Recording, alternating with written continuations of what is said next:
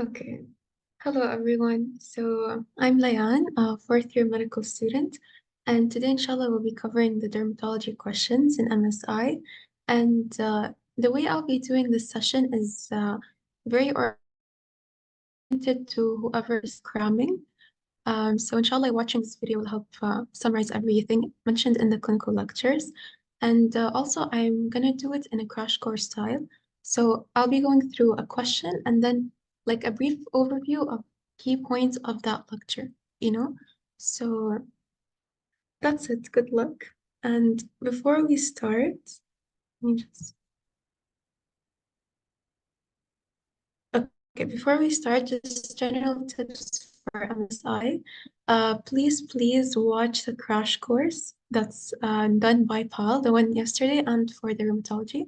So these crash courses really do make a big difference. And don't forget the pictures. A lot of the exam is going to be pictures, whether it's MCQs or OSPs or SAQ.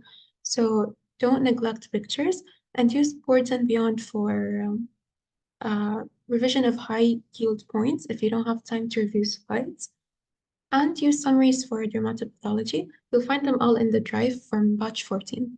So for the outline, I covered 7 out of 8 lectures. There's one lecture that's very low yield. It's the viral infections. So I'll be briefly talking about it in the end, but it's not really high yield. That's why I didn't include it.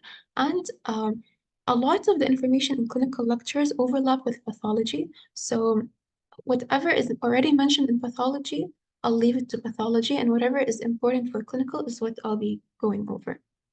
So let's start with the first lecture. So this is the first question. So, while on winter semester break, a 21-year-old male college student appears at his family physician's office with several skin lesions on his right arm. They consist of central pustule with a raised erythematous area. He reports that the only recent unusual activities that have involved skin exposure have been hot tub parties at his friend's cabin during the previous 2 weekends. What's the most likely causative infectious agent?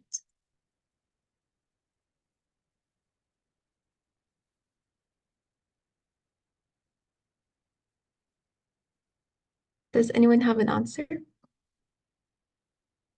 Okay, someone said C.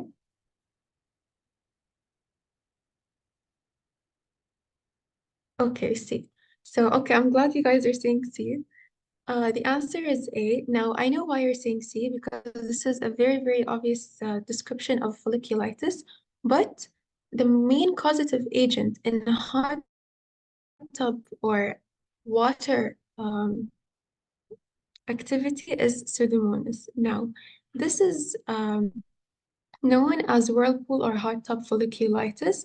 And as we said, Staph aureus, oh, why is it like this? Anyway, Staph aureus is the most common causative agent for folliculitis in general, but the only exception to this is in a scenario where there is a hot tub mentioned or lakes or like saunas or anything that's water and steamy, you know? This is where the agent changes from Staph to Pseudomonas. So but in any other scenario, go with Staph aureus. Okay. Now, the way this will come in questions is it will be described as a central pustule with a raised erythematous area. This is how it's going to be described in questions. And you're going to find it in areas where you have terminal hair. Now, what is terminal hair? Terminal hair is the thick hair that grows, it's the thick and dark hair that grows on the body, which is like on the scalp, on the face for men, on the chest, on the axilla.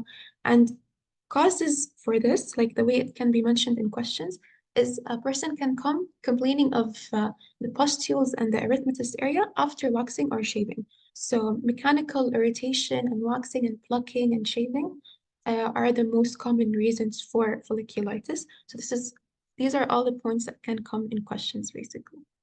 Now, folliculitis can either be superficial or deep. Superficial folliculitis only involves the infundibulum. If you look over here, can you see my pointer or no?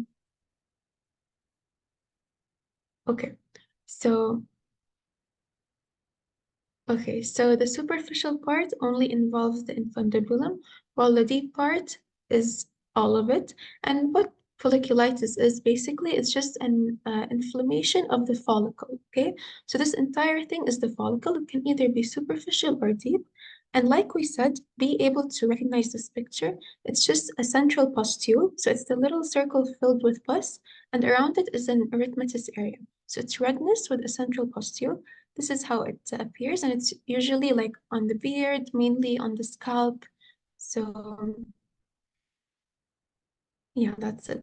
Now, this lecture is mainly covering the bacterial infections or bacterial agents behind the dermatology infections. Now, the way they are organized,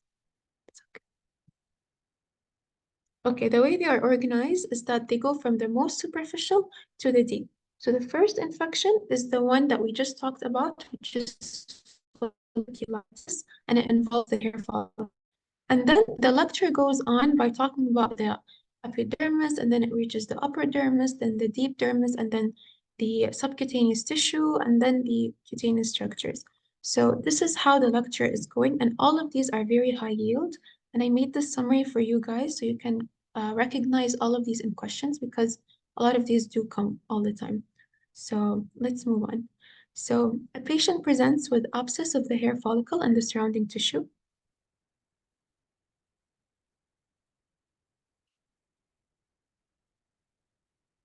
Okay, someone said A. Yes, it's B. So why is it B? Because they're describing an abscess. Okay. Now the difference between folliculitis and a folliculitis will be described as a pustule. It's a really small pustule. Okay. A furuncle is basically the progression of folliculitis, and it's a bit bigger and more severe. So it's an abscess, which is bigger than a pustule, and it involves the surrounding tissue. So furuncle is just a progression of folliculitis. It's deeper and more severe, and be careful in questions. It will be described as an abscess and not a pustule. And you might look at this question and feel like it's too straightforward, but in reality, in dermatology, like this is how the questions come because the doctors just want you to identify. The point of dermatology is to identify from a clinical presentation. So this is really how the questions come. They don't come as long, confusing scenarios. It's mainly pathology. But for clinical, they come as just main identification questions. So now, patient presents with several adjacent furuncles that extend deep into the dermis and subcutaneous tissue. Which one is it describing? C, exactly. So this is just a progression of the furuncle into carbuncle. So the way you can memorize this is car is many people. So it's several furuncles. In one is the carbuncle. Okay. So carbuncle is just a cluster of furuncles and it's deeper and more severe. Now, basically, if you look at this picture over here,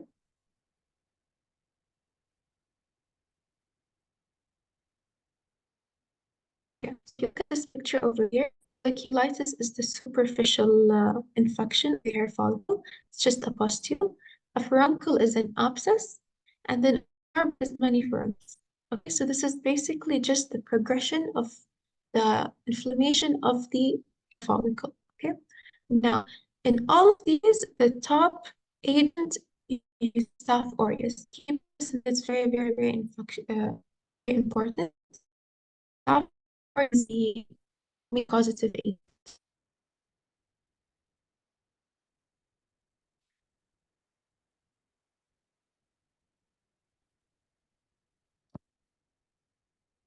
So this is what a carbuncle looks like. Is my voice clear?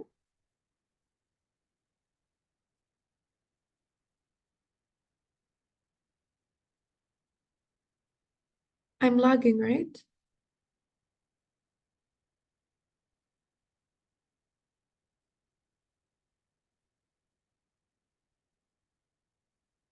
Okay, 1 second.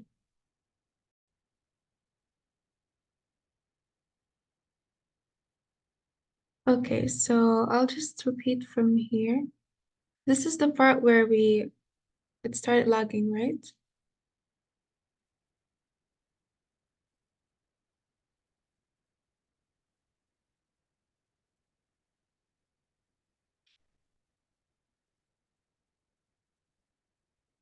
Okay.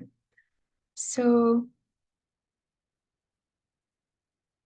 patient presents with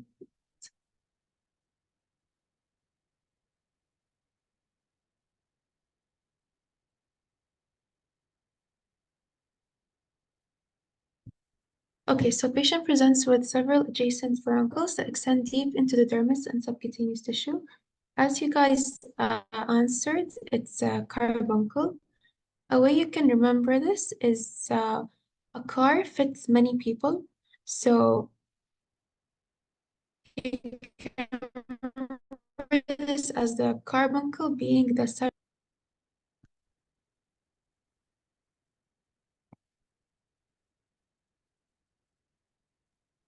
Okay, so as we said, the carbuncle is just a cluster of furuncles, and the way you have to think about these, the folliculitis and furuncles and carbuncles, they're all basically the same thing. It's just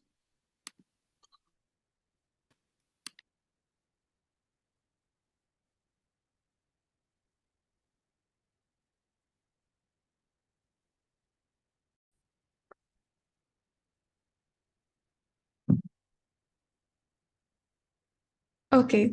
So as we said, the folliculitis and the furuncles and the carbuncles, they're all inflammation of the follicle. Okay, they're just at different depths and severities. So the folliculitis is the superficial one.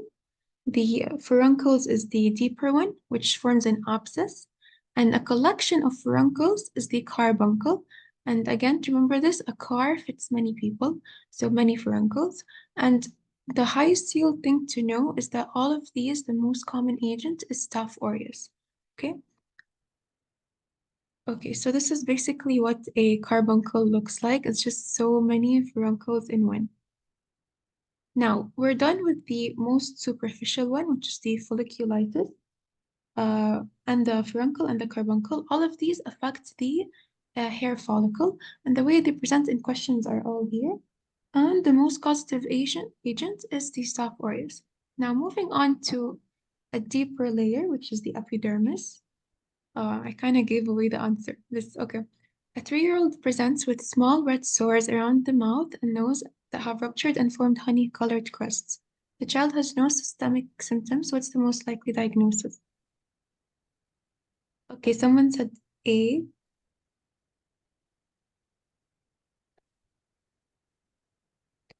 B. Okay, yes, the answer is B. Now, as soon as you see honey-colored crusts, your mind immediately goes to impetigo. Now, we have two types of impetigo. We have bullous and non-bullous. Now, from the word bullous, bullous means it's just a big vesicle that's filled with clear fluid. So the bullous impetigo is basically big vesicles that rupture, and the non-bullous impetigo is sores and it's basically red sores and papules and patches that rupture. So they both end up with honey-colored crusts, but this one has like the blisters kind of thing, and this one doesn't. So here the child presented with sores around the mouth. They did not mention anything about vesicles or blisters or bullous formation, so we go with B. Now, what's the most causative agent for bullous impetigo? Do you guys know? Staph aureus. What about non-bullous? Yes, exactly. So Staph aureus is the most common agent for bullous and non-bullous impetigo, but bullous impetigo is only caused by Staph aureus, while non-bullous impetigo can also be caused by strep, okay? Group A strep. Now, other question. A 6-month-old infant develops large fluid-filled blisters on the torso that rupture and leave yellow crusts. What type of impetigo is most likely in this case? Exactly, this one is A. Now, another way this question can come, it can come in the exact same way, but the options would be, it would ask you what's the most likely agent involved. And for this, the answer would be staph, even here. It's always staph, okay? So Staph aureus. Now, as a summary, impetigo can either be bullous or non-bullous. The bullous is caused only by staph. The non-bullous is caused by either both strep pyogenes group A or staph aureus. But in both cases, the most common is staph, okay? Now, they both affect children. They both affect the face and legs and trunk and hands. And very commonly, you'll see it around the mouth and the nose. And they both rupture to form honey-crusted lesions. The only difference is that, like in clinical presentation, the bullous will form basically bulla, which are the large vesicles, and the non-bullous will be mainly sores and pustules. So this is how basically it shows up. So the bullous is basically, you see these fluid-filled sacs or vesicles, and this is the non-bullous. It's mainly sores. This is also another differentiation. So on the left here, we have the bullous impetigo, and on the right, we have the non-bullous. Okay. A 50-year-old woman presents with a well-defined red, swollen, and shiny area of skin on her lower leg. The affected area has well-defined borders. Repeated this twice. And the skin appears warm to the touch. What's the most likely diagnosis, and what's the primary causative organism? Okay, B.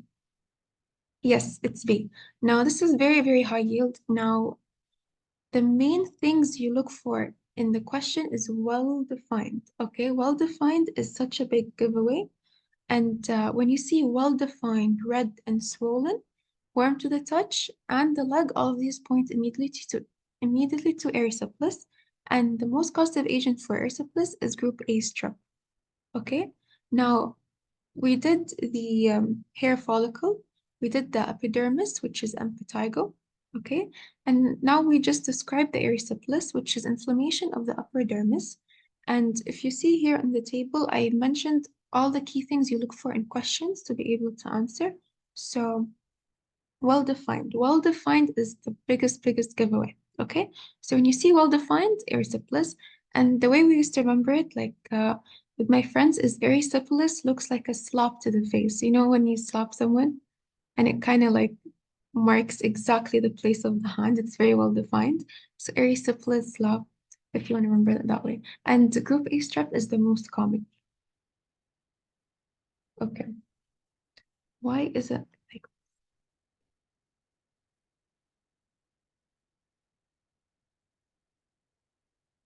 okay, so this is basically everything we've mentioned. And if you can see here, it's very, very defined where it starts and where it ends, okay? Even here, it's very well defined. This is cellulitis, wait. Okay, now it shows. Do you see here how it's so well defined? But here you can not really see where it ends and where it starts, like barely. So this is the main difference between cellulitis and oops, erysipelas, okay? And if you can see here on the right picture, oh, gas is group A strep.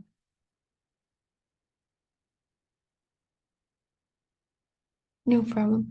If you see here the picture of the woman's face, it's a very clear demarcation, okay, of where it starts and where it ends. You can almost draw a line. So this is immediately should take you to erysipelas, very high yield, okay?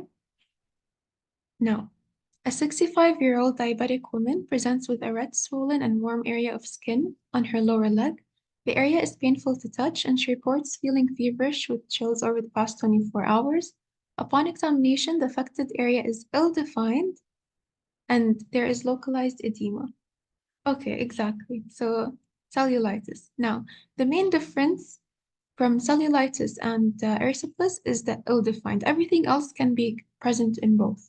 You know, the feverish, painful to the touch, all these you can find in both, but the ill-defined is what gives it away. Okay. Now, cellulitis is basically just a deeper. I can take you back to the table. Erysipelas is an inflammation of the upper dermis. Cellulitis is inflammation of the deep dermis and subcutaneous tissue. So we're just going in order of the layers, okay? Now, the way this comes in questions, ill-defined, red and warm, okay? Just like erysipelas, group A strep is the most common cause. Now, cellulitis, what's highlighted to know about it is that it's ill-defined, like we said, it's group A strep, deep dermis and subcutaneous tissue, but it has certain complications like lymphangitis, hematogenous spread, and necrotizing fasciitis. Now, if you look here on the left, do you see this line? This is a very high yield picture. Uh, Also here, if you can see this line, this is basically lymphangitis, which means that the inflammation has reached the lymphatic pathway. Okay, so this is in the direction of the lymph, okay, of the lymphatics, basically. That's why it looks like this line. And this one is mainly caused by, or it's a side effect or complication of cellulitis that's caused by strep. We don't usually see it in cellulitis caused by staph. So this is lymphangitis. If you get this picture, you might get it in OSPE maybe or uh, MCQ. If you get this picture, they're trying to refer to cellulitis, okay? It's a complication of cellulitis is lymphangitis. This is important. It can also lead to necrotizing fasciitis, which is the picture on the right. Now, please feel free to stop me at any point if you have any question. Okay, a 45-year-old man presents to the emergency department with severe pain and swelling in his right lower leg. The area is reddened and warm to the touch, but the patient reports that the pain has become disproportionately severe compared to the appearance of the skin. Upon examination, there is skin necrosis with blisters and gas crepitus. So which of the following is the answer? Yes, this is B. Necrotizing fasciitis. Now, the way they ask about necrotizing fasciitis is pain that's disproportionate to the appearance of the skin. Why? Because when there's necrosis happening, um, which means that the tissue is dying, the pain is unbearable, but sometimes it might not look as bad as it hurts, you know? So this is as one possible description it can come with. Or they can tell you that there is necrosis and gas crepitus. Gas crepitus, it's because with necrosis, there are gases that are being released from the bacteria, and you can feel the gas under the skin. They're like bubbles. So all of these things in red are possible key things that you can get asked about in questions, okay? All of these lead to necrotizing fasciitis, which is a complication of cellulitis.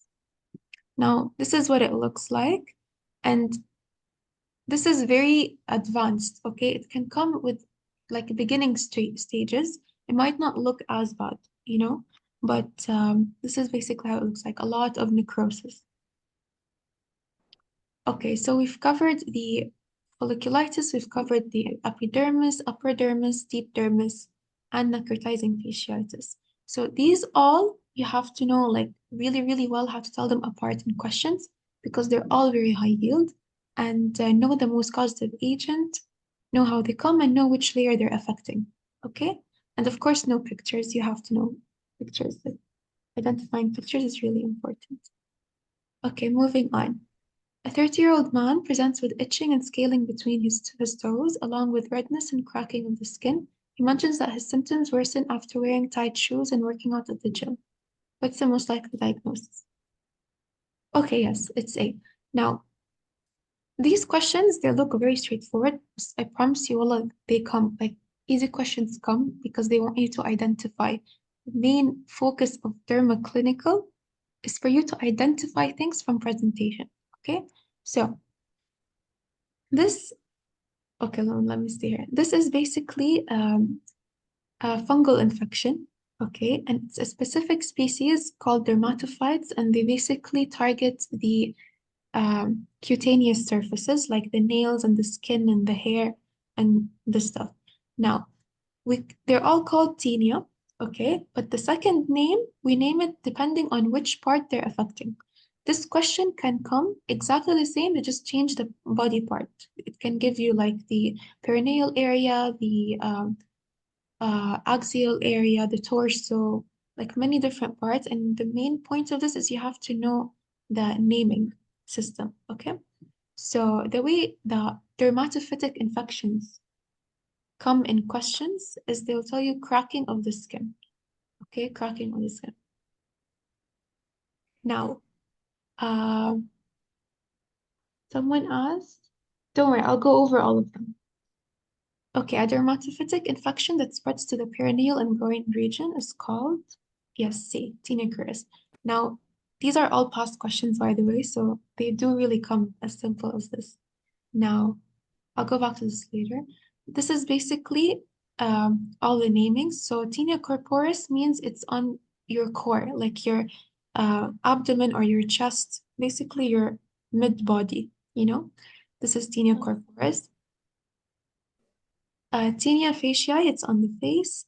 Tinea curis is in the perineal area. Tinea manum is on the soles or the palms. And pedis is on the feet. So you have to know all of these namings because they might come in the question like we mentioned. Now, in summary, fungal infections, like we said, they target keratinized cutaneous structures. So they can either be on the epidermis or the hair or the nails, because all of these structures, they are keratinized cutaneous structures. Alhamdulillah. There's someone unmuted. Yarhamukumullah. Oh, sorry. It's fine. Okay, let me just fix this. Okay, so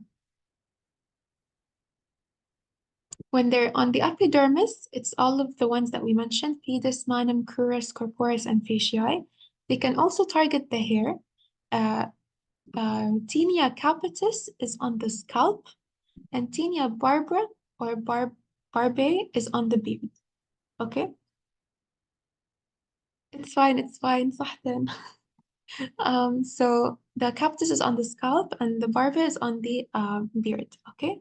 Now, these can either be or the tinea capitis, the one for the scalp, it can either be inflammatory or non-inflammatory, okay? And each of them have like different presentations that we'll go through in pictures now.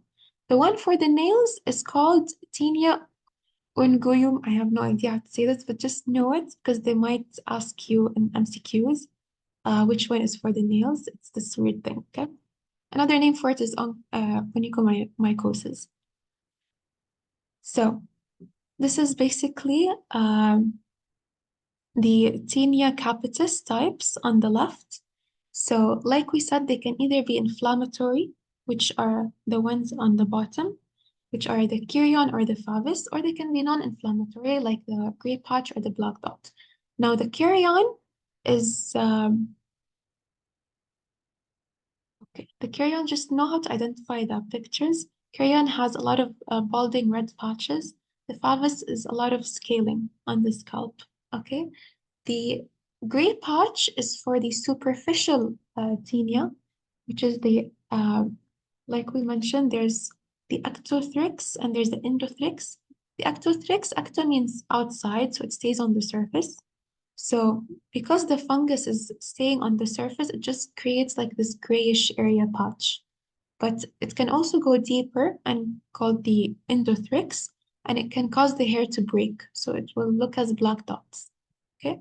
So just in case, because the doctor did mention them, this one is the superficial one, this one is the deeper one. And the chirion and the favus are just the inflammatory types. This is the tinea barbae, which is just basically on the beard.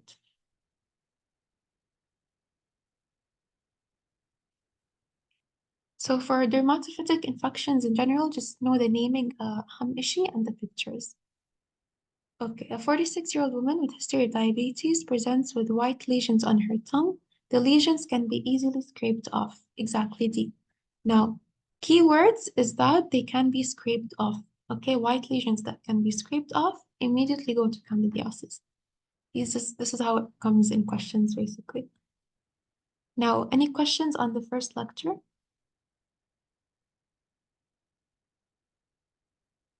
Okay. Second lecture.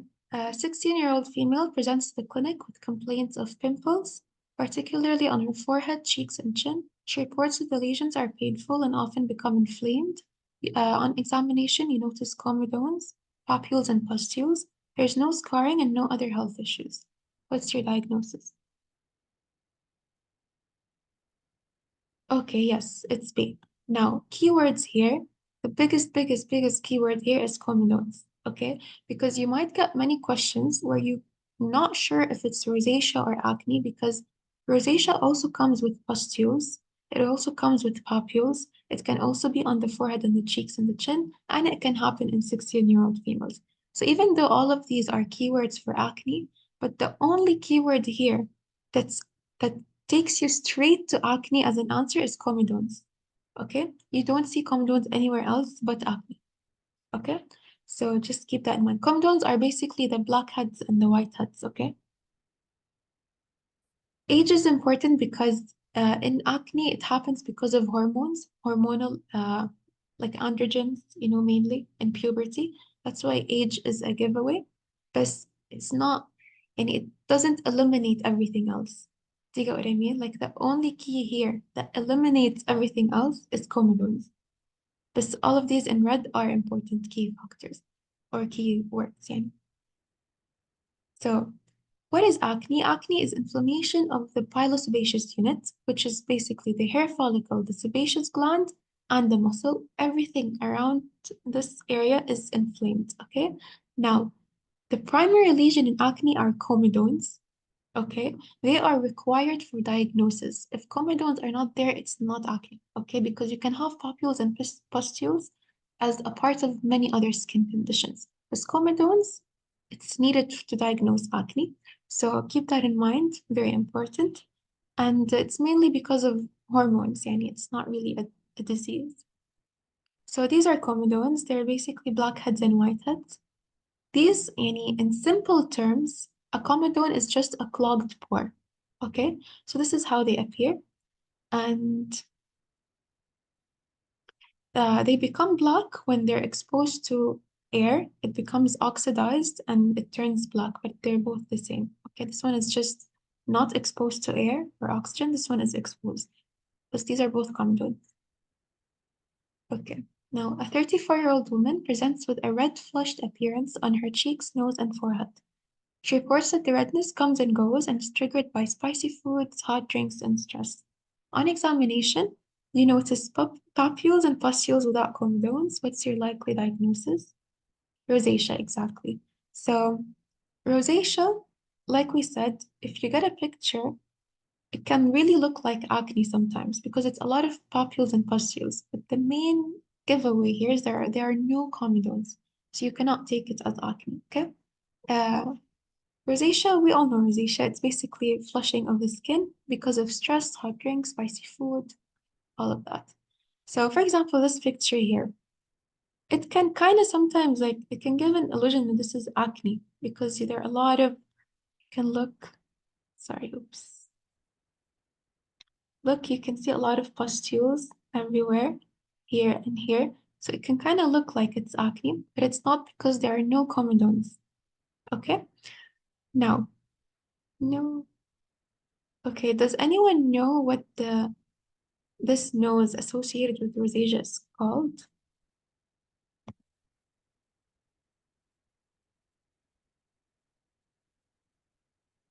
Yeah, rhinophyma, exactly, yes. So this can also come in the question, when they're describing the patients, they can describe also in the nose. So this can lead you all to rosacea. Okay. Now, rosacea, it's mainly common in white people, and sun is the main aggravating factor. You'll see they flush a lot when they're in the sun, or they eat spicy food, or they're stressed. Um, it happens, يعني. It's common in adolescents. That's why I told you in the acne question, even though adolescence is a giveaway for acne, it's not a determining factor because it can also, يعني, it's also a factor in rosacea. The only thing that's important is no comedones, okay? Now, what's the difference between rosacea and the lupus rash? In lupus, we know one of the main like features of lupus rash is the malar butterfly rash, which is this one on the left, okay? Now, how to identify it from rosacea? The rosacea crosses the nasolabial fold, which is this fold over here. Okay, it's the fold between your cheek and your upper lip. This is the nasolabial fold.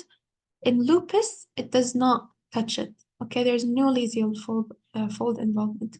In rosacea, it covers it. So if you see here, the redness is all over this area. It doesn't stop here. So the nasolabial fold is involved. So this is not lupus, this is rosacea. Okay, this is how you can tell them apart. Now, soft fine hair that covers much of the fetus body and sheds before birth or soon after birth is called. Yes, this is just memorization, صراحة.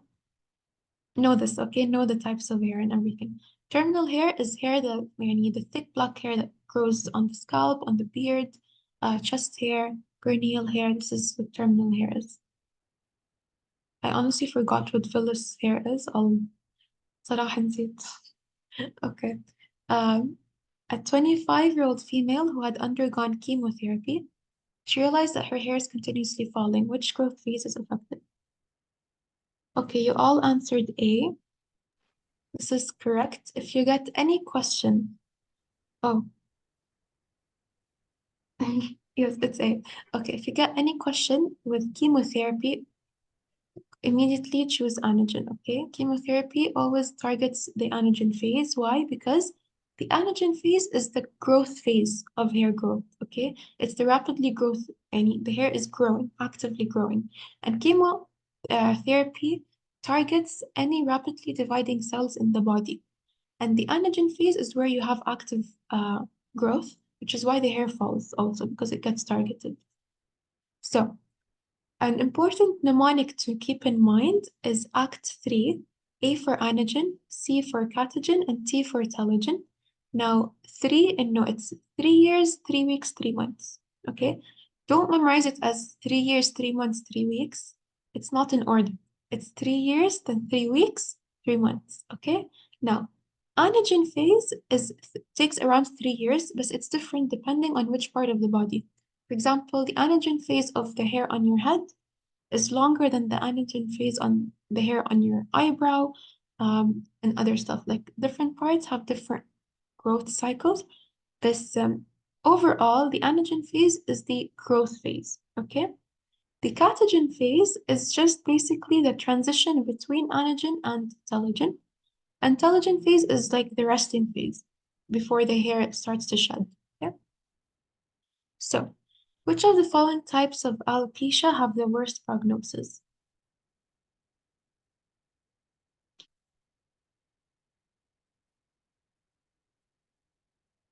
Okay, yeah, it's C, Psoriasis. Now, alopecia is just basically hair loss, and we have many different types. We have three types that fall under alopecia areata, which are inflammatory alopecias.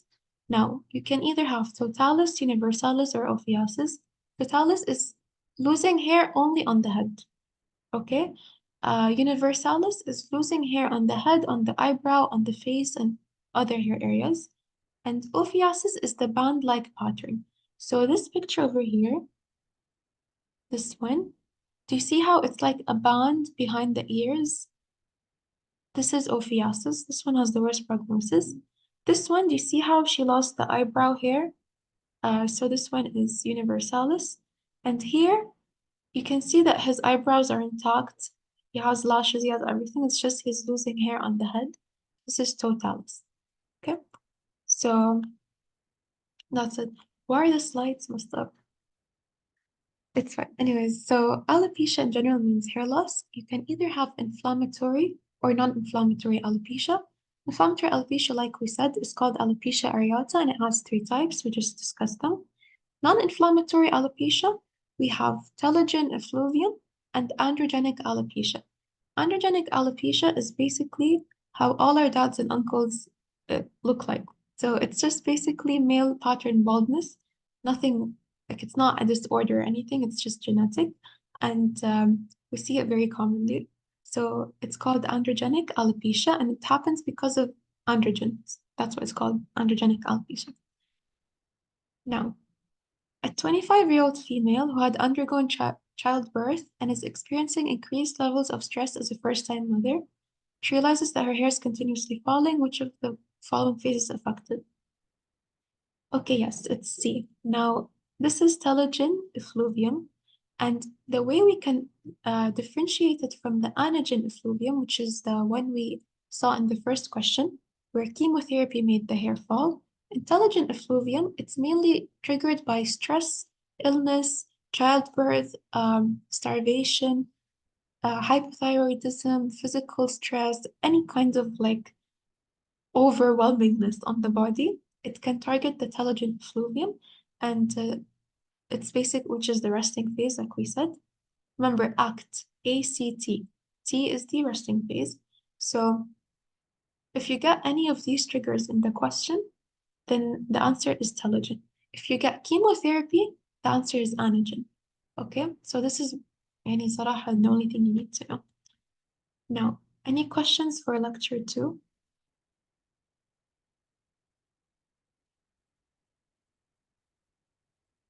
Okay. Okay, let's start lecture 3. Which of the following conditions is most commonly associated with non-blanchable palpable purpura?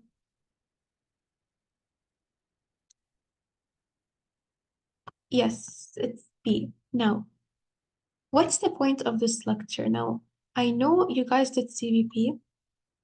You guys did CVP, right? Yes.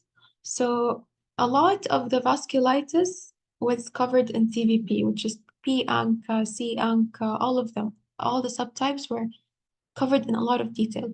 So the point of this lecture is not to test any of that, okay? So if you're a second year, don't worry, you don't need to really know the details. The main idea of this lecture is they're telling you that vasculitis can show up on the skin because this is dermatology. We're taking dermatology. So we need to be able to know the condition we're dealing with by looking at the skin. And he's discussing vasculitis because it shows or manifests on the skin in a very distinct way. Now, vasculitis is basically just inflammation of the blood vessel, okay? And we have different sized vessels. We have small arteries or small vessels, we have medium vessels, we have large vessels. So when you have vasculitis of the small vessels, it manifests differently on the skin. And when you have vasculitis of medium-sized vessels, it manifests differently on the skin. So what he wants you to know is when he shows you the lesion on the skin, you're supposed to be able to distinguish whether this is a small vessel vasculitis or a medium vessel vasculitis because they look completely different. Okay? So what you need to know is IgA is a small vessel vasculitis, okay? And small vessel vasculitis shows up as non-blanchable palpable purpura. What do these terms mean? Non-blanchable means when you press on it, it doesn't become white, okay? Palpable means you can feel them on the skin, and purpura are just bleeding underneath the skin, okay? So when you see a description such as non-blanchable palpable purpura, your mind immediately goes to small vessel vasculitis. And the only one out of these in the options that's small vessel vasculitis is IgA vasculitis. Okay, this is the main takeaway. Now, just have a brief background of IgA. IgA come with abdominal pain. It can come with arthralgia, joint pain, with the purpura that we just mentioned, and it's usually associated with a respiratory infection. Okay, so these are main like just background things to know عشان just in case it comes in a question as a scenario and you're supposed to know it's IgA vasculitis, and maybe he asks you, how would the vasculitis present on the skin? Okay, and the answer would be non-blanchable palpable purpura. Okay, so this is basically how it looks like. There are a bunch of spots. You can palpate them, they're palpable, they're non-blanchable, and yeah, this is how it looks like, okay? So small vessel vasculitis does not ulcerate, and this is so important because that's the main difference between small vessel vasculitis and medium vessel vasculitis. So moving on, a young man had many tender nodules on his leg. The nodules were described as giving a network-like pattern. What's the most likely diagnosis? Okay.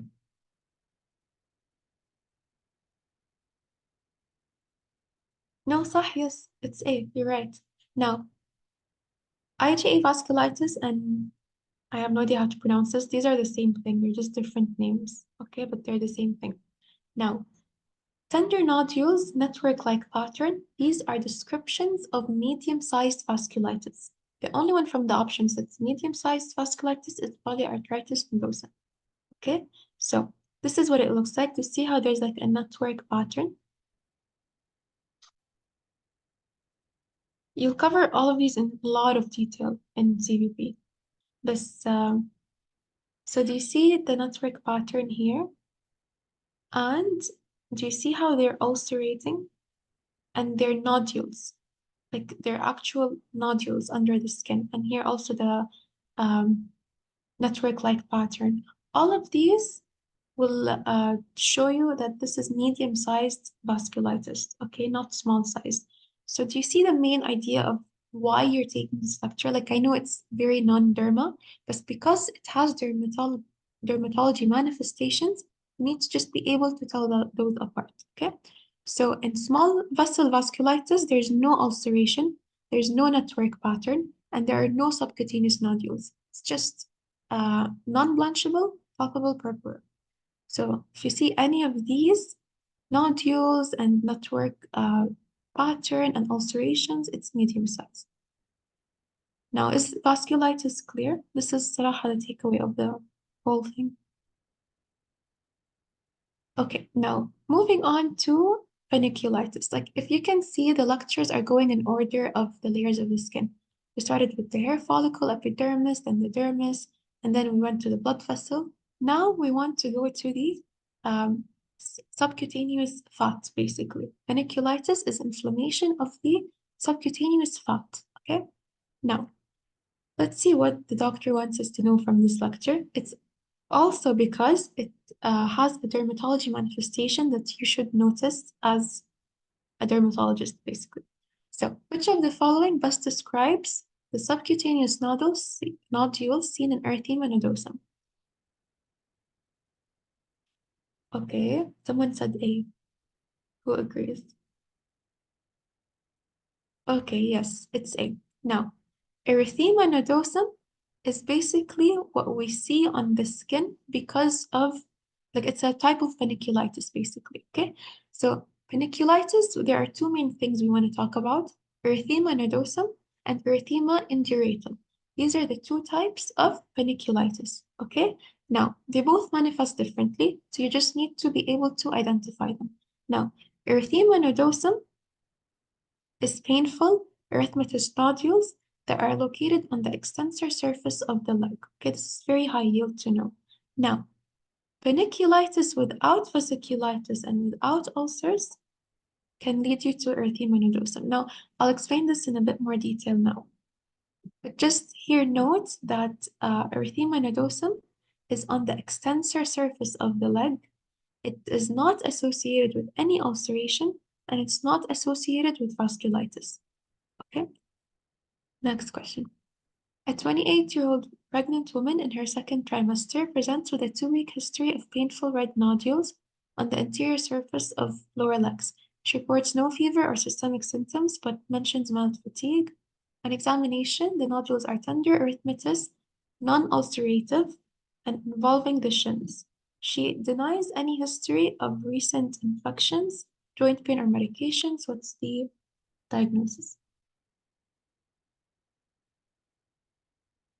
Okay, erythema nodosum. I should have honestly confused you with the options. It's too clear. This, it's fine. Okay, so here the important things, like we mentioned, anterior aspect of the leg.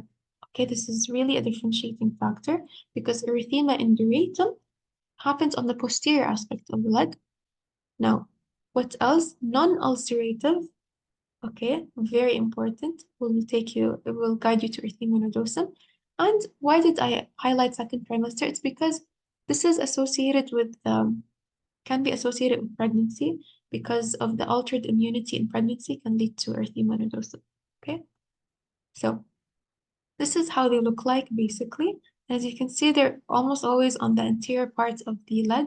It's also called the shins, okay? If you see shins in the question, it just means the anterior part of the leg, okay? So this is the most common type of panniculitis. It's mainly idiopathic, and there's no exact underlying condition that causes it, but it's associated with infections and autoimmune diseases and pregnancy and birth control pills. So if you see any of these, they can hint at the question, like I mentioned here, pregnancy. All of these are features of erythema nodosum. Now, next question. A 45-year-old woman presents with tender violaceous nodules on the back of her calves. Some have ulcerated, and she reports that they have been recurring for several months. She has a history of weight loss, night sweats, and persistent cough. A biopsy of the lesions reveals lobular panniculitis with necrotizing vasculitis. Did I read vasculitis all this time?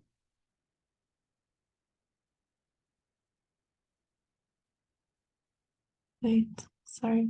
No, vasculitis. Okay. Okay. What's the most likely underlying cause? Okay, D, exactly. Erythema induratum. The main giveaways, like we said, erythema induratum happens on the back of the calves, so posterior surface. It is associated with ulcerations and it's associated with vasculitis. Like you said, it's highly associated with TB. So this is erythema induratum. Now, I'll get to this in a bit, lobular panniculitis. Now, this is a really good summary of both types of panniculitis. So on the left, you see we have the erythema nodosum. I've underlined the things that you need to know. Erythema nodosum is inflammation, like we said. Both are inflammation of the subcutaneous fat, which is the definition of panniculitis, but they're both inflammations in different parts of the fat tissue. So in subcutaneous fat, we have lobules of fat, and between them we have septa. So I forgot to add a picture, I'm sorry about that. In erythema nodosum, the inflammation is in the septa of the fat, while in induratum, it's within the lobules themselves. And the way you can remember this is septa, there's an S in nodosum, so septa, okay? So this is the main thing. And it's not associated with vasculitis, while induratum is associated with vasculitis. I feel like I've been saying vasculitis. I don't know. Okay. So triggers of nodosum are infections, medications like oral contraceptives, inflammatory diseases, pregnancy. And the question might tell you that the patient had recovered from a cold sore 2 weeks ago. Okay, so this is post-infectious, so you can think of this, So keep these common triggers in mind as key findings in a question. Regarding with induratum, it's most commonly just associated with tuberculosis. Okay. Now, in terms of clinical appearance, what you have to remember is in nodosum, it's on the extensor surfaces. This is a very, very big giveaway in questions, which is the shins, basically. They do not ulcerate. They are on the anterior shins, basically just repeating myself because it's really important. No vasculitis, no ulcerations, anterior surface. They can either bring in the question shins or extensor surface or anterior leg. All of these mean the same thing, okay? For induratum, they're mainly on the posterior calves, okay? And they do ulcerate, and they are associated with vasculitis, and they're lobular, okay? So, any questions on lecture 4?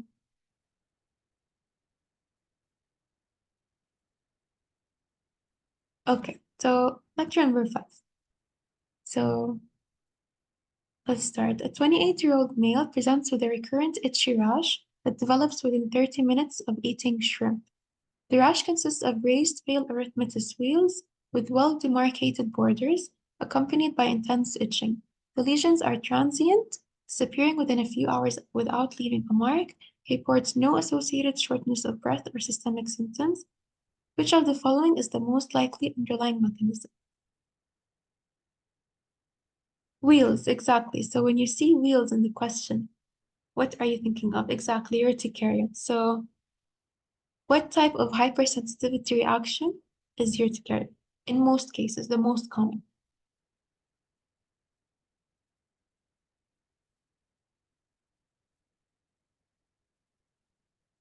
Yes, it's type 1.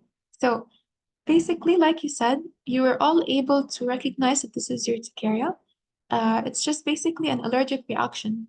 Okay, so in the question, they'll get you something that looks like an allergen, like eating shrimp or peanut butter. These are the two most common things you see in questions. It's either nut related, like nut allergies, peanut butter or peanuts, or seafood stuff. Okay.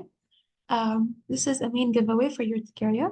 And raised pale erythematous wheals. Now, the erythematous wheals that are transient, and they come and then they go, and it's very characteristic of urticaria. Urticaria is basically exactly also the word a few hours. It only stays a few hours and it goes. Okay. Uh, so these all lead you to urticaria. Urticaria is just the basic allergic reaction, which is IgE mediated. Okay? The IgE binds the mast cell, which leads to histamine release, which is our typical allergic reaction. This is a type 1 hypersensitivity reaction. You guys have to know type 1 or type 4 or any, they might ask you like this. It comes this way because the doctors like you to know the difference. Okay? So urticaria is type 1 hypersensitivity reaction. Now, this is what it looks like. I think we've all seen these before. They come and then they go. They're transient in a few hours. These are the wheels. Okay? Okay, what's the treatment for urticaria?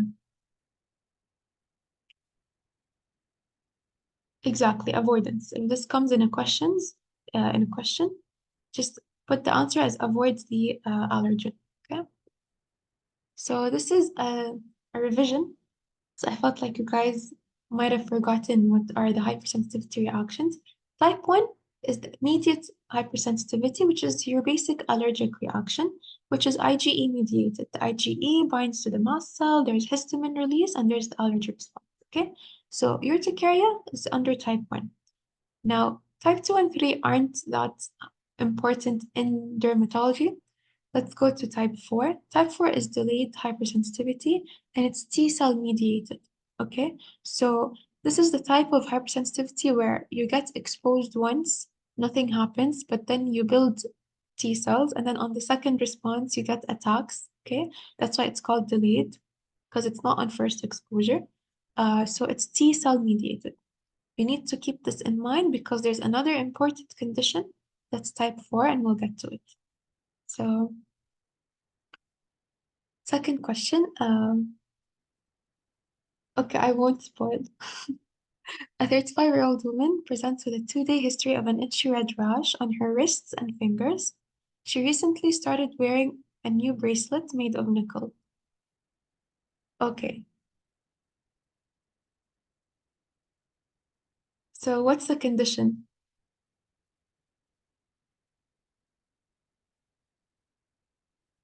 Yes, it's contact dermatitis. What type of reaction is it?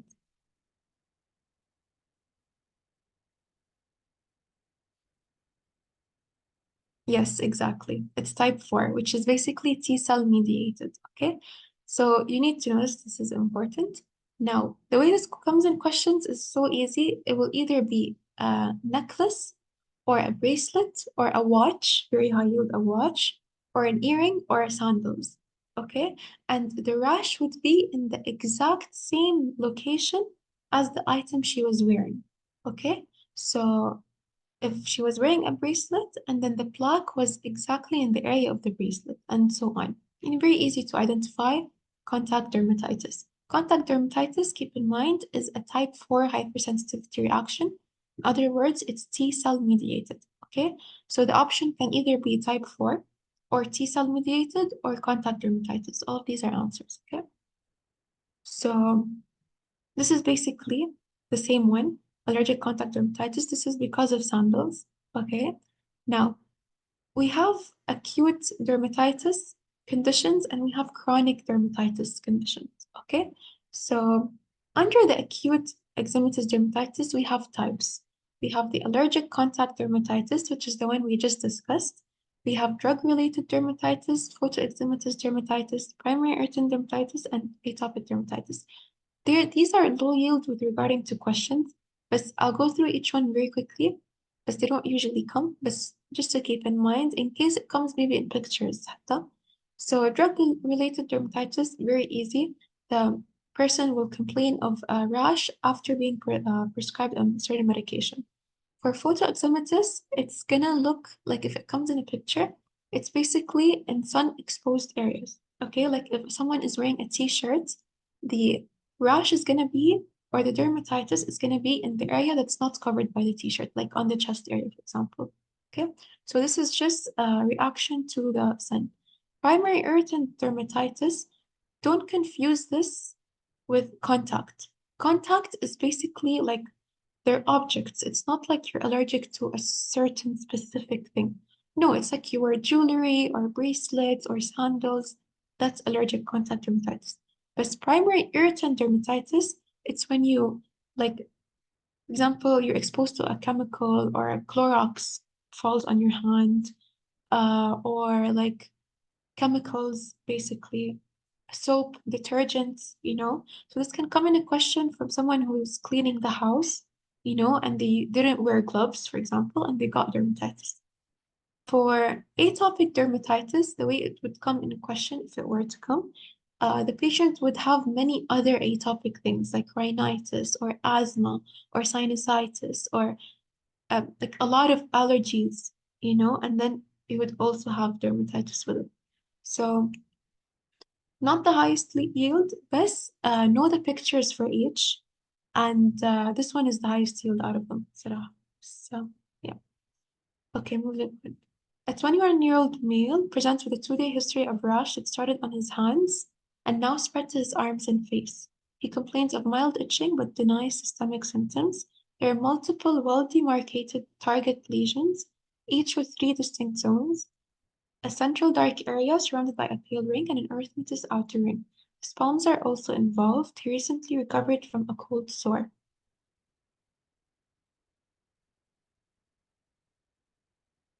Yes, it's A. So, giveaways in this question is erythema multiforme starts on the extremities and then spreads towards the middle of the body. Okay, this is a key feature. Okay, clinically. And I'm trying to give you all the key findings in one question, but in the exam, you might only get this key finding in the question, or you might only get this one, or you might only get this one. So I'm trying to put everything in one question, but keep in mind they might not all be in the same question. You got what I mean? So these are all the key findings that can lead or hint to erythema multiforme. So starts on the hands and spreads to the arms and face. So extremity and then spreads to the center of the body is a key finding. Well-demarcated target lesion, this is an instant giveaway. Or instead of seeing target lesion, they can tell you central dark area surrounded by a pale ring. And he has recovered from a cold sore. These are all very like key giveaways to erythema multiforme. Now, just a question from Patho. There's a dark area and there's a light area. صح? Which T cells are responsible for the central dark area? This might come in SAQ. Yes, CD8. And which cells are responsible for the outer pale area? CD4, exactly. So, erythema multiforme is T cell mediated.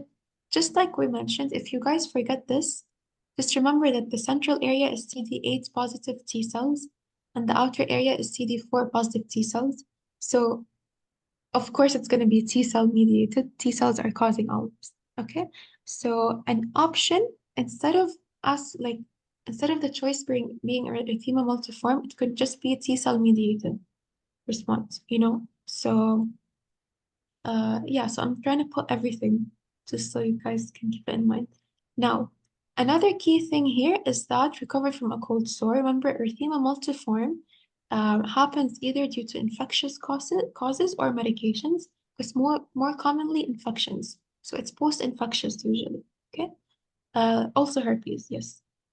Now, Stevens-Johnson syndrome is basically it's not gonna come like this. I know some people think it's the more severe form of erythema multiforme, but it's not. It just comes really differently. The way this comes in questions, um, It's medication related. So the way it comes, they're gonna tell you this patient was on this certain medication, and then there was severe blistering everywhere on the body, involving the mouth. This is Steven Johnson's. It's very severe. It's not target lesions. It's just severe blistering all over the body, involving the mouth. Okay. The difference between Steven Johnson and toxic epidermal necrolysis, this is not really important. This is just for the sake of completion. Toxic epidermal necrolysis just involves more than 30% of the surface area of the body. Okay, so this is all. I know this is a lot in one slide. I didn't want to make 100 questions on the same condition, so everything is here. No.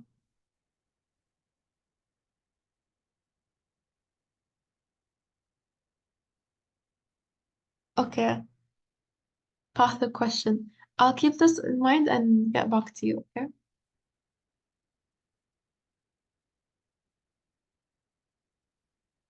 Because I think I forgot.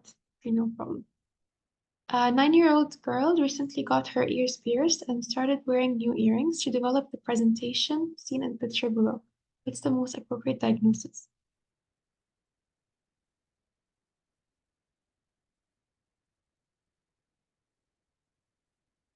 Yes. E. Okay. So this is basically what we discussed. So we have acute inflammatory dermatosis and we have chronic inflammatory dermatosis.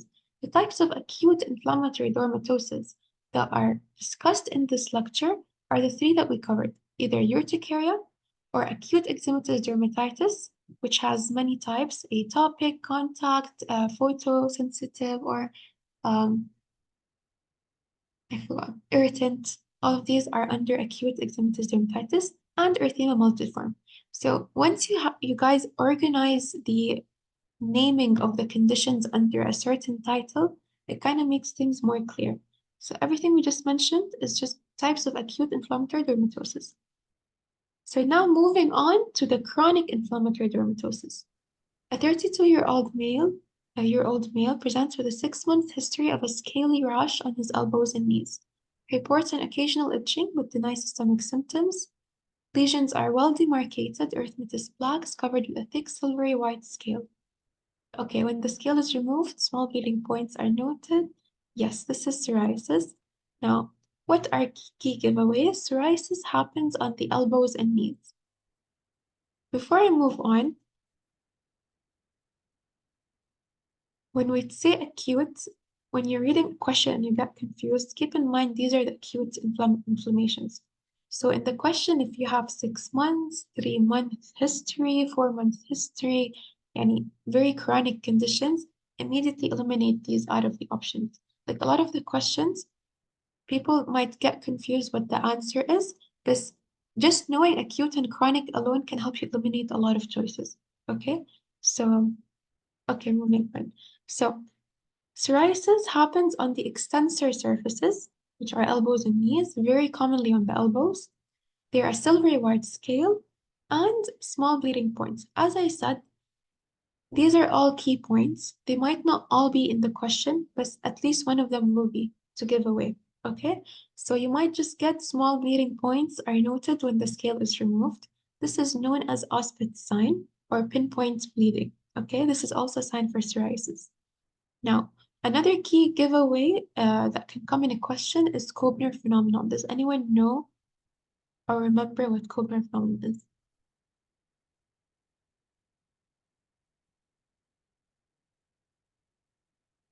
Yes, exactly, when there's trauma. So another way this can come in a question is they'll tell you a person like had a trauma or injury on a place in the body, and then after that he developed a silvery white scale. This is psoriasis because of trauma or injury, and this is known as Koebner phenomenon. Okay, so all of these signs look for in the question. They should guide you to psoriasis. And again, it's chronic. Okay, psoriasis is a chronic condition. If it's acute, you cross it out. Okay. Which of the following should be targeted in case of psoriasis? This question might be in your SAQ. This is so high.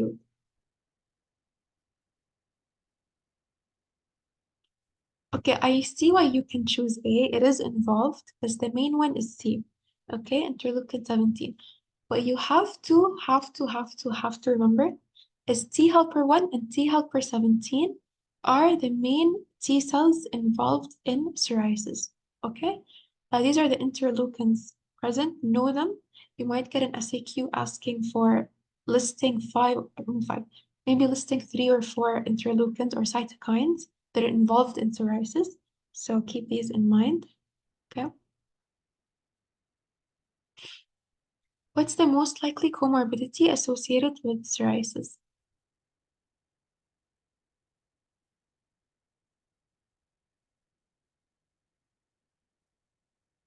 Okay, some are saying B, some are saying A. Okay, it's A. It's not rheumatoid. It's rheumatoid arthritis is something else. It's called psoriatic arthritis. Okay. Now, this picture is really important to know, and I've put all the key things here that you can get in a question regarding psoriasis and extra dermal manifestations. Okay. Now, patients with psoriasis, they can have many like extradermal manifestations. One of them can be onycholysis. I forgot to add a picture again. It's where the nail bed is like separating, okay, the nail involvement. Remember this. So they might ask you which of the following is associated with psoriasis, and you will not find psoriatic arthritis. You might find onycholysis instead. This is an answer also, okay?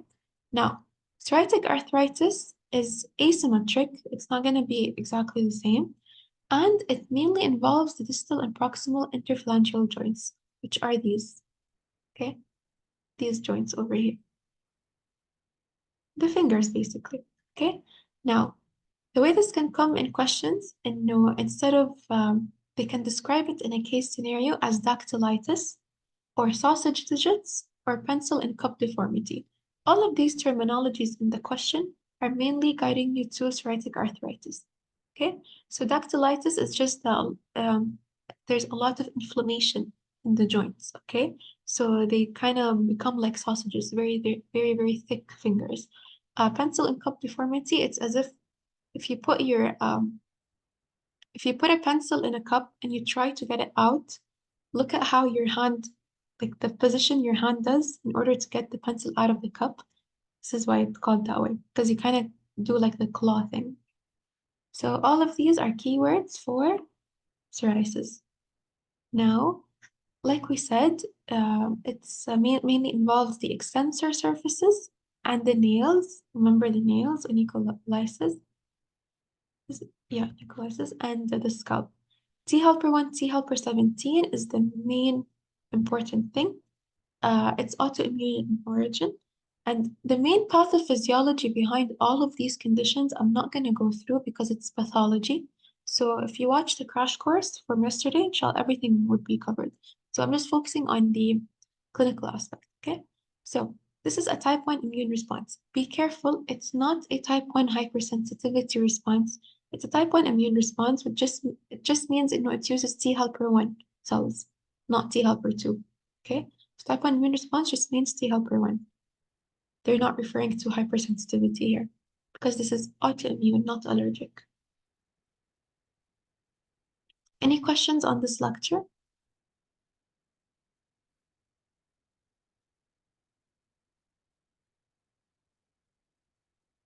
Okay. So again, always when you're studying derma, guys, and this recording, inshallah, should be enough for you if you're cramming. But when you go into the exam, the main tip I can give you in order to not get lost in the exam is to know the big picture. And what's under acute, what's under chronic, what's autoimmune, which ones are allergic. Because just knowing the main flow of how everything is categorized will help you like clear your head so much when you're doing questions. You'll rarely get confused, you know? So moving on, lecture 6. This is one of my favorite lectures to study. Now, lecture 6, if you are cramming, you can skip the clinical lecture only because most of it is already in pathology. But I'm going to go through it because it's high yield, okay? So, many skin disorders give rise to vesicles or bulla in the skin. Bulla is just blisters, okay? The location of the bulla often aids in diagnosis. Which disorder is most likely to produce the type of blister that's shown in the figure? Okay, yes, it's A, pemphigus foliaceus. Now, let me ask you this question. So, what are the proteins that hold keratinocytes together? Are they desmosomes or hemidesmosomes? Desmosomes, exactly. So, which desmosome is involved in pemphigus foliaceus? Okay, exactly. Now, desmoglein 1 is found on the superficial part of the skin. That's why when there's problems with this specific desmosome, the problem is very superficial. It's very high up. Okay? So, we have three types of blistering disorders, pemphigus foliaceus, pemphigus vulgaris, and bullous pemphigoid. Pemphigus foliaceus is subcorneal, which means there's separation or autoimmune deposition beneath the corneal layer, which is the top layer of the skin or of the epidermis. Pemphigus vulgaris, it's suprabasal, which means it's above the basal layer of the epidermis. And in pemphigus foliaceus, it's desmoglein 1 that's involved. In pemphigus vulgaris, it's desmoglein 1 and 3. That's why it's more deep, because desmoglein 3 is found deeper. Okay? Now, in bullous pemphigoid, there is complete separation from the epidermis and the dermis. So it's subepidermal, meaning that the immune deposition is beneath the entire epidermis. Okay? So do you think here desmosomes are involved or hemidesmosomes? Hemi, exactly, because hemidesmosomes is what holds the epidermis to the dermis. So if there's problems with that, the entire epidermis is going to separate from the dermis. Okay? So this is basically what we said. So the layers of the skin, a way to memorize them is the mnemonic, come, let's get sunburnt. Okay? So come for corneum, let's for lucidum, get for granulosum, sun for spinosum, and basale for burnt. So come, let's get sunburnt for the layers of the skin. Now, the stratum basale is the last layer, and then right after that we have the dermis. So all of this here is the epidermis. Okay, these are all layers of the epidermis, and then we have the dermis. When we're talking about, I don't know why these words are kind of, okay. So when we're talking about pemphigus foliaceus, it's intraepidermal, yani it's within the epidermis, it's subcorneal. So the deposit would be right here. Put laser. It's right here. It's beneath the stratum corneal, subcorneal. Okay? But it's still within the epidermis, because these are all layers of the epidermis, so it's intraepidermal deposition. Pemphigus vulgaris is also intraepidermal, but it's suprabasal, which means it's right above the basal, so it's right here. The immune deposits would be.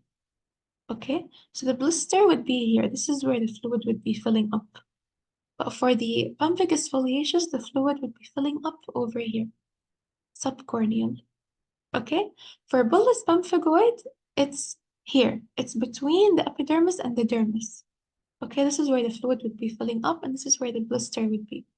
Okay, so keep this in mind because this will really help understand why they manifest different in clinical ways. Now, which of the following diseases is seen more in elderly patients?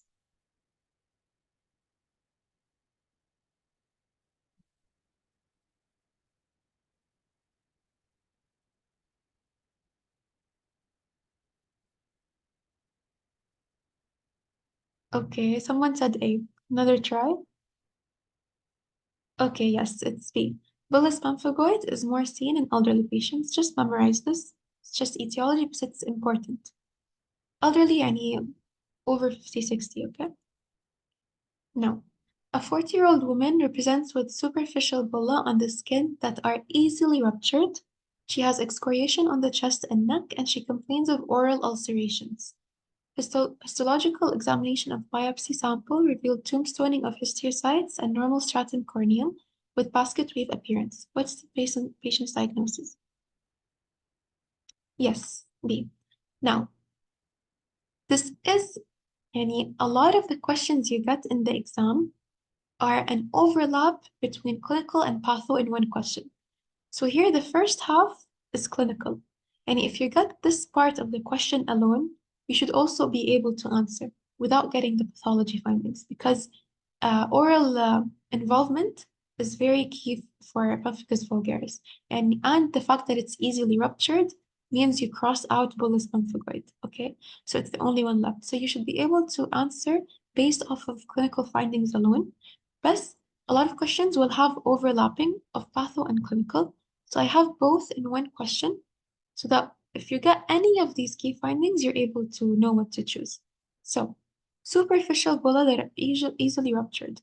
Remember when we said here that the pemphigus foliaceus is over here and the vulgaris is over here? These are still considered superficial. So when you press on them, they rupture, okay? But the bullous pemphigoid, it's under the entire layer of epidermis.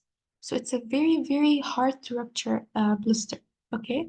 So when you get easily ruptured on the exam, you're gonna be basically choosing between these two, okay? This one does not easily rupture at all because you have the blister is under the entire layer of the epidermis. So it's a very tough blister, okay? So these are the key findings, or the fact that there's oral involvement. This is very key for vulgaris, okay? Now, moving to pathology, why do you have tombstoning? Also, the word tombstoning is very key for vulgaris. It's basically just the basal keratinocytes disordered, because as we said, what's involved is desmosomes, so the keratinocytes are not well attached to each other, so they kind of break apart, and they form like this tombstone appearance, okay? Now, normal stratum corneum, this can help you rule out pemphigus foliaceus if it were an option, with basket weave appearance. You know why there's basket weave appearance on immunofluorescence? Because you get basket weave appearance in both pemphigus foliaceus and vulgaris. Why? Because as we said, desmosomes are involved. So when desmosomes are involved, these are all keratinocytes, okay? So it's gonna break apart. So the immune deposits are gonna come between the keratinocytes. So it's gonna look like a fishnet, if you imagine it, okay? But in bullous pemphigoid, it's the entire epidermis separating. So it will be linear. It will just deposit on the basement membrane here, okay? But in these two, it's desmosomes, so it will kind of float between the keratinocytes, so it will look like a fishnet. Okay. So a lot of information, but I'm trying to include everything in one go so that it's more concise. Okay, 50-year-old female presented to the clinic with a skin disorder. On investigations, anti-IgG antibodies were found on the basement membrane. Under direct immunofluorescence, Nikolsky sign was negative. Which of the following did the patient present with? Yes, C. Now, what are key giveaways here is that the antibodies were on the basement membrane. Okay, so what's the basement membrane? It's the thing that holds the epidermis to the dermis. Okay, that's why when there's separation between the epidermis and the dermis, the antibodies will sit on the basement membrane. So this immediately guides you to bullous pemphigoid. Okay, another giveaway is that Nikolsky sign was negative. Does anyone know what Nikolsky sign is?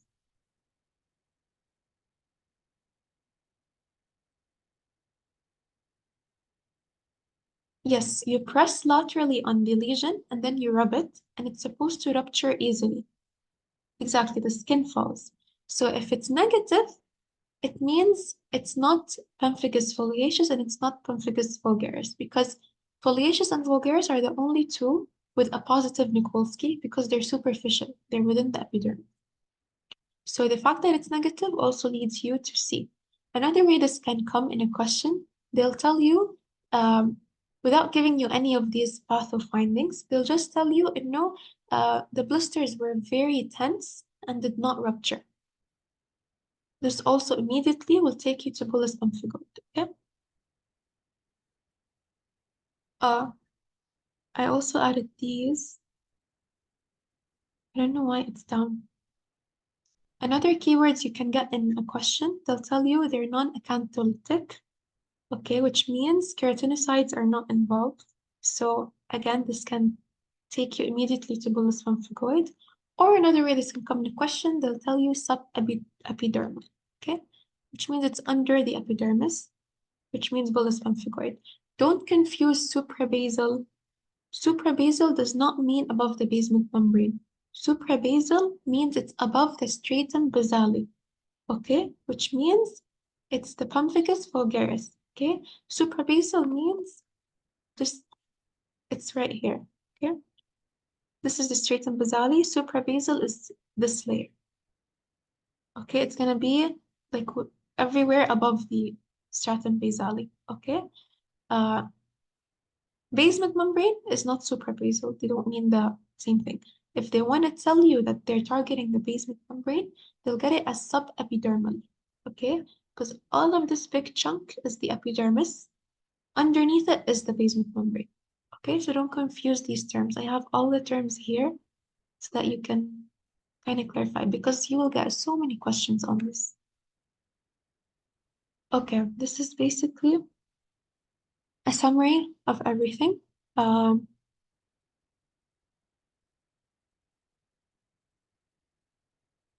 Okay, so a tense firm bulla, immediately you go to bullous pemphigoid.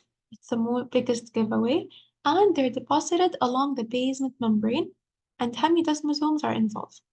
For pemphigus vulgaris, it's fishnet appearance. You see how fishnet is in both?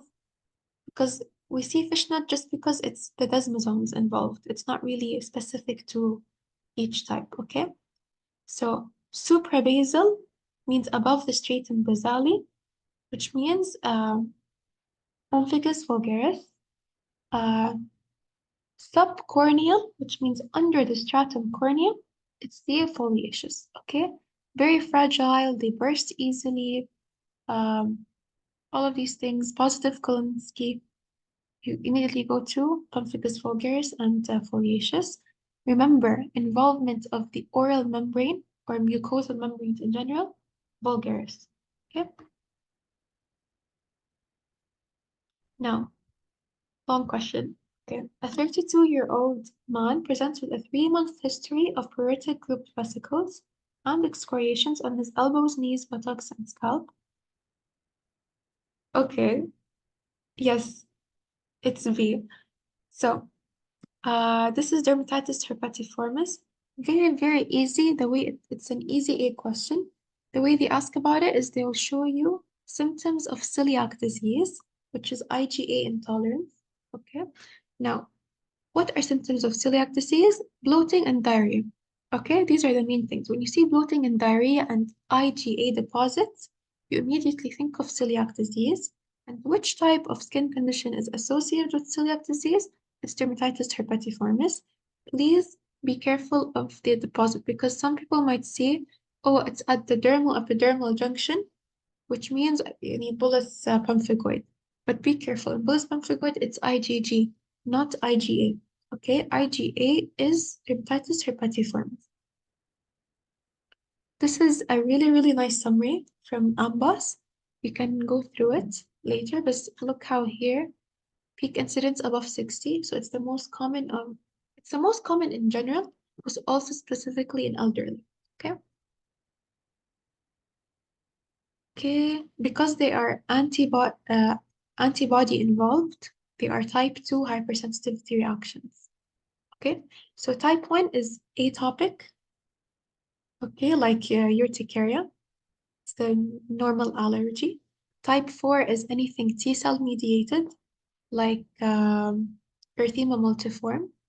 And type 2 is anything antibody mediated, like the pemphigus, okay?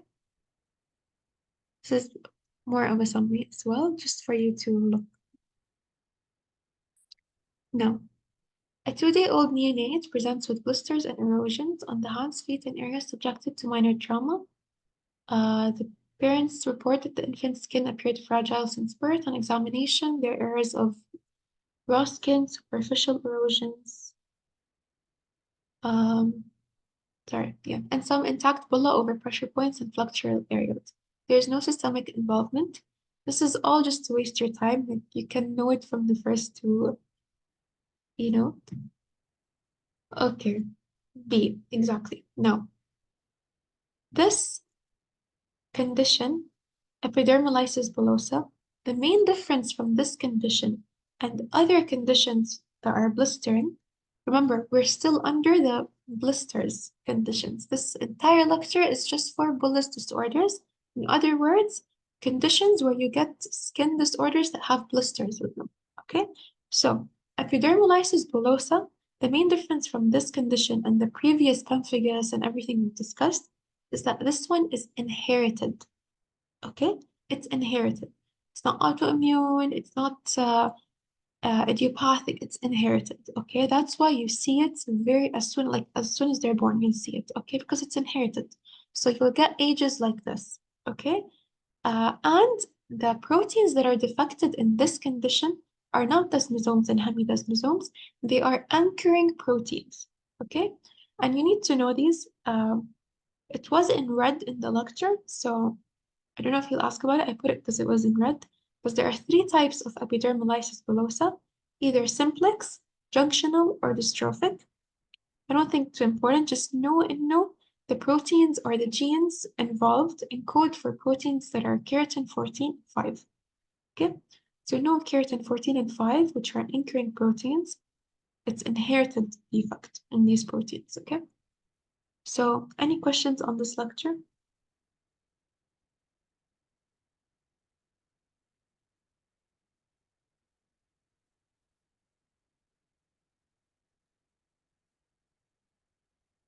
Okay. Now, lecture 7. For this lecture, I know it's Dr. Saud who gives it. So, to be honest, he gets the exact same questions each year. So I put them all in the, I put them all here. But I also added some like high yield points here and there. Because to be honest, he just gets the same questions. I hope he does not change that. So, inshallah, he does not change that. So let's start. So, nevi, what are nevi? Nevi is just a fancy word for mole. And we've all seen moles. What's a mole? It's basically just a proliferation of melanocytes. So you have like this area on the skin that's dark. Okay?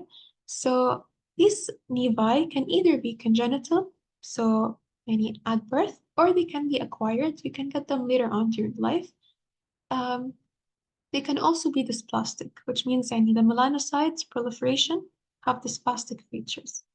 Now, there are types of acquired nevi. They can either be junctional, compound, or dermal. These are important to identify in pictures. Okay? Not pictures, no, in description of a question. Junctional nevi is where it's at the junction of the epidermis and the dermis. Very easy. Compound nevi, it's a mole where the proliferation of the melanocytes is at the junction of the epidermis and the dermis, but it also extends deep into the dermis. That's called compound. Dermal nevi, it's just in the dermis. Okay? Now, all of these nevi, everyone has them. They're very normal. Everyone lives with them. So what's the risk of malignancy for these things? Each type has its own way of determining its risk of pre-malignancy. Okay? So we'll go through that inshallah in steps. So, in the epidermal melanin unit, one melanocyte supplies this number of keratinocytes. Yes, 36. Know this keeps coming every year. Inshallah, it comes again for you guys. Okay. The lifetime risk of melanoma in giant melanocytic nevus is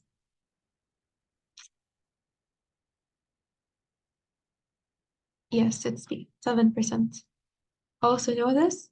Inshallah, it comes for you guys also. So, like we said, we have 2 types of nevi, congenital and acquired.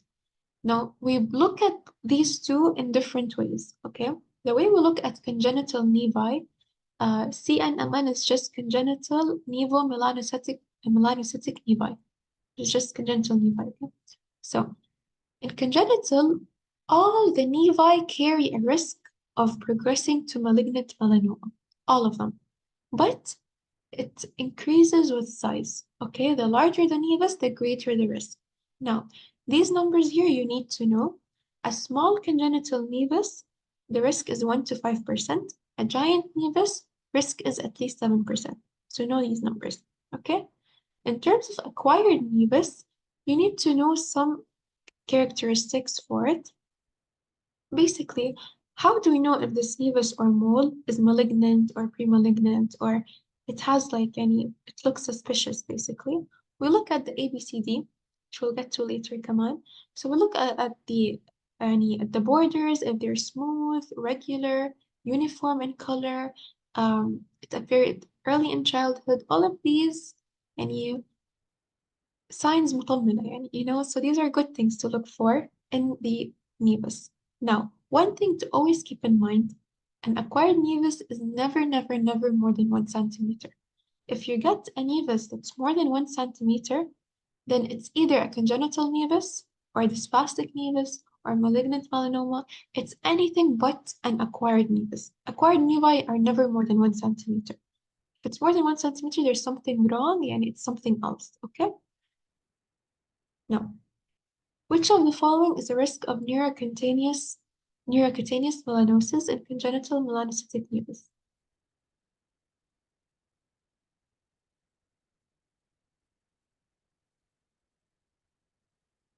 Okay, good guess.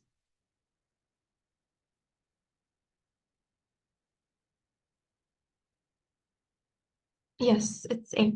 Now, like we said, congenital melanocytic nevus, they're just nevi that you're born with, aka congenital. Now, there's a certain syndrome called neurocutaneous melanosis. Okay? These nevi that the baby is born with, okay, which are these, the nevi, all of these are nevi, that the baby are born with, they're called congenital nevomelanocytic nevus, which is what we discussed. They're just congenital nevi. But sometimes these nevi can be part of a syndrome, which is called neurocutaneous melanosis. What raises suspicion in the physician when he sees the baby? No, oh, let's do an MRI for this baby because there's a risk that he has neurocutaneous melanosis. There are 3 factors: giant melanocytic nevi, axial location, and multiple satellites. Axial location means it's in the mid-body, like you see here, this nevus.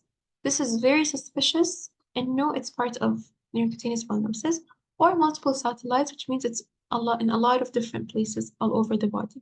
Okay?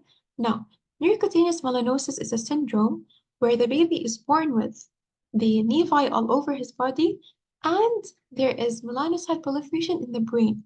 Why? Because melanocytes, which are the cells that produce the pigment, they're not just in the skin, and they're neuroectoderm in origin. So sometimes there are defects that cause the proliferation of these cells, and they're also present in the brain. So if they proliferate on the skin, they also proliferate in the brain because they're present there as well. So um, yeah, so basically they start to proliferate in the brain and cause a lot of really bad symptoms in the baby, like seizures and a lot of other things. So it's a very serious condition.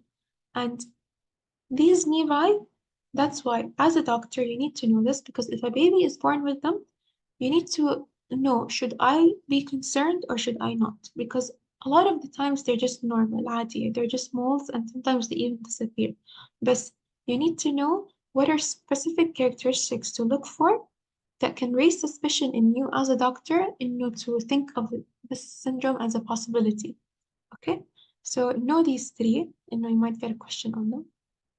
This one always comes, axial. He might change it to one of these this year. Okay.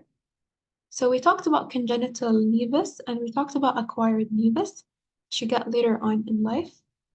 More late, but like during childhood, not at birth. There's a third type of nevus called dysplastic nevus, and the only difference between this one and the previous ones is that this one has dysplastic features, which means when the melanocytes are proliferating, they're not proliferating entirely normally. And each melanocyte is looking messy, or dysplastic. Your second year surgeries, you know, this plastic. Okay. So the melanocytes have dysplastic features. In this case, we call it a dysplastic nevus. So dysplastic nevus has the potential of developing into which of the following? Okay. Yes. Superficial spreading melanoma. This is a type of melanoma. Now, dysplastic nevus, lifetime risk of developing melanoma is 18%. Know this number? It's important. He might ask about it. Yeah, that's it. So because it's dysplastic, like any other cancer on Earth, anything where there is dysplasia means increased risk for cancer. Okay? So the yes, so the factor associated with it is CDKN2A. This is really, really, really important. And you have to do surgical excision. And if you get a question about this plastic nevus, you have to remove it. No matter how small it is, how big it is, no matter what it is, you have to remove it. لأنه it's there's an 18% chance of developing into melanoma. Okay? So we just said it, the genetic mutation in the spastic nevus is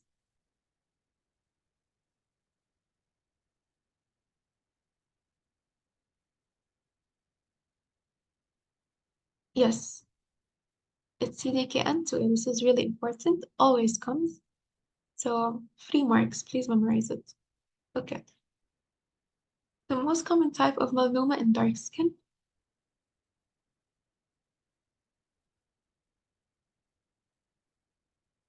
Yes, it's C. Acral lentiginous melanoma. Now, other keywords that they can ask you about. They might get you a question. Which of the following melanomas has the worst prognosis? The answer would be nodular. Okay.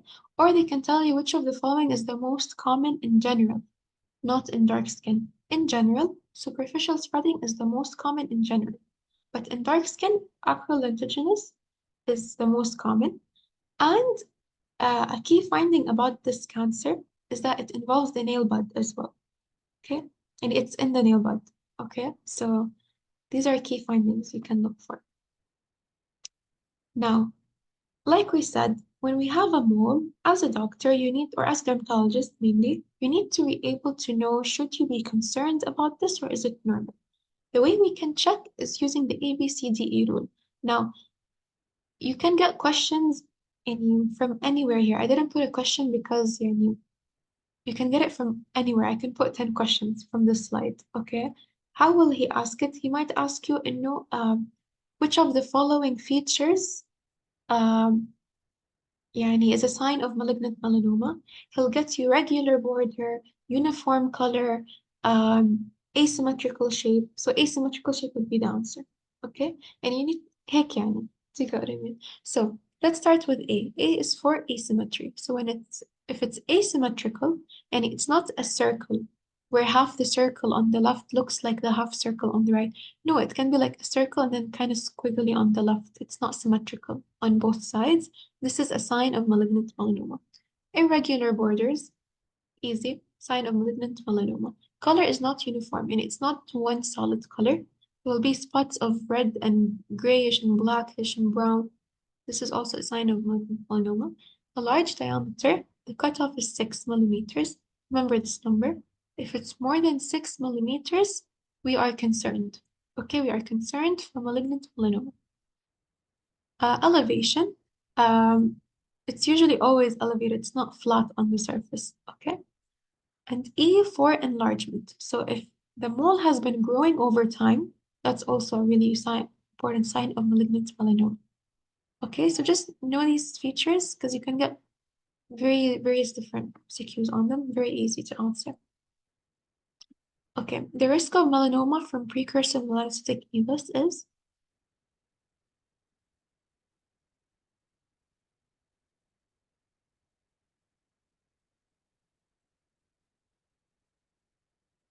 okay, the answer is 25. Now this is a bit confusing.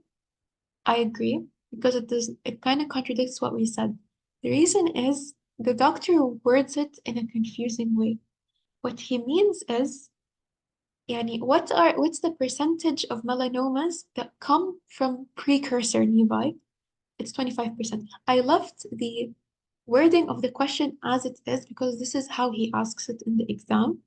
بس إنه he does not mean what's the chance of a melanocytic nevi to develop into a melanoma is 25. That's not what he means. What he means is this slide. Melanoma can either come de novo, يعني it just خلص, it grows malignant, or it can be a result of transformation from melanocytic nevus to a melanoma.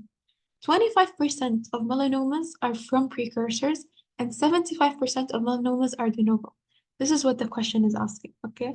But the wording is any, and I remember when I was solving this even last year, I thought the opposite and I asked him and he said, no, I mean this, you know? But in the exam, it came exactly like this. So, so just keep that in mind. Now, which of the following is the most important prognostic factor in melanoma? Yes, it spreads low depth. Now, basically, if it's superficial spreading, it's not a good sign, but it's better than other melanomas. If the melanoma spreads vertically, not horizontally, if it spreads vertically and it goes in deep, that's a really, really, really bad sign. Okay, and it's kind of the most important thing that will tell you how bad is this cancer progressing. Okay. Any questions on this lecture?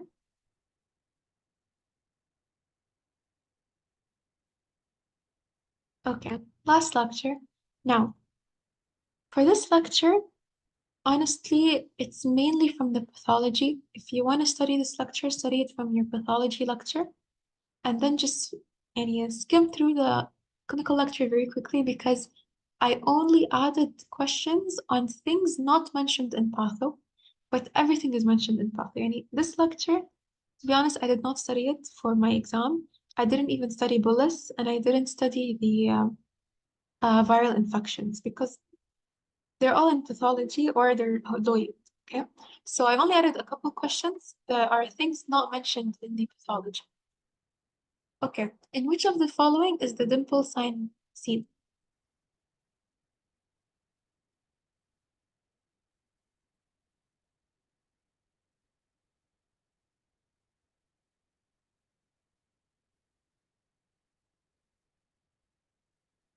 Yes, exactly. D. Dimple sign, just there's a dimple. يعني self-explanatory. Gorlin syndrome is also known as, this is mentioned in patho, but it's not stressed on, but I know it's important, so that's why I put it.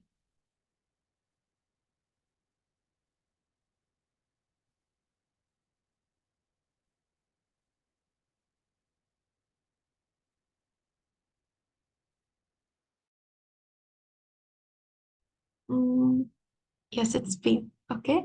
So Gorlin syndrome is known as basal cell nevus syndrome, and basically, this condition, uh, it's inherited, it's autosomal dominant, and people born with it, they manifest with many basal cell carcinoma lesions at a very young age.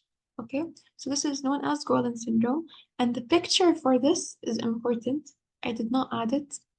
I don't know why, but yeah, it will basically look as many questions. It might come as multiple basal cell carcinoma lesions, and it would be a very young person.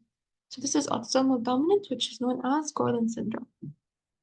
Okay, now there's a lecture I did not include, which is the viral infections. And to be honest, it's very low yield, and I did not add it because I didn't know what to put questions on because it's very, very loyal, genuinely. If there is one thing you can take away from that lecture is no varicella zoster or herpes zoster. Varicella zoster is the chicken pox, which is the primary infection, and herpes zoster is the secondary infection, and it's known as shingles, and it comes on a certain dermatome. So I just want you to be able to recognize it. So like this. So it comes on a certain dermatome, like you'll only see it on one half of the face or on a certain dermatome. You know how dermatomes are, it's divided, okay? So this is how it looks like. This is herpes, okay? The shingles, basically. Honestly, not a really important lecture, but these are like important. That's it. So does anyone have any question?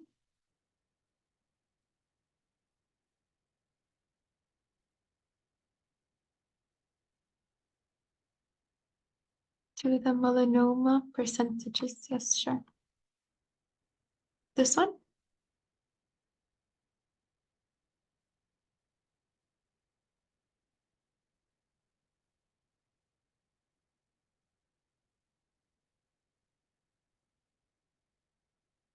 This one?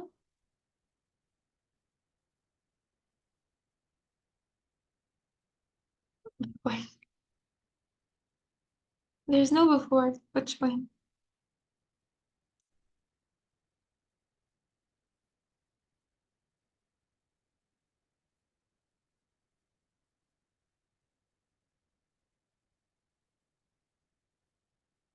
Tell me what you want to ask. I'll find the slide for you. في هون وفي هي بس هديك وهاي فيها percentages.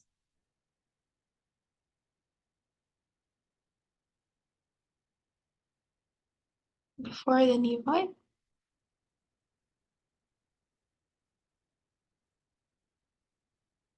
I don't think so.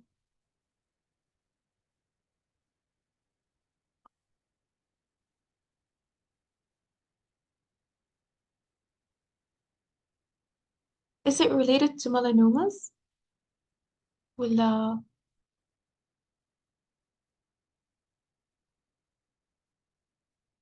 okay, if it's related to melanoma أكيد it's from here.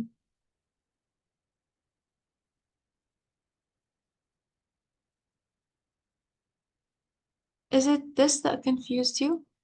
Or a percentage?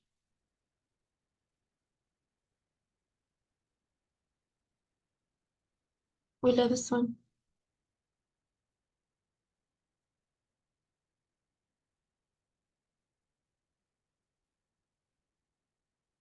Oh, you missed it. Which part?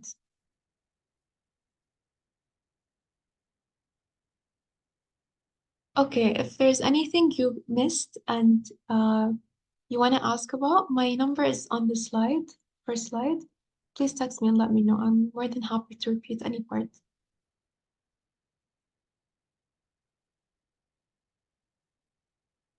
Okay, inshallah, guys, if you watch this, you're good for derma clinical.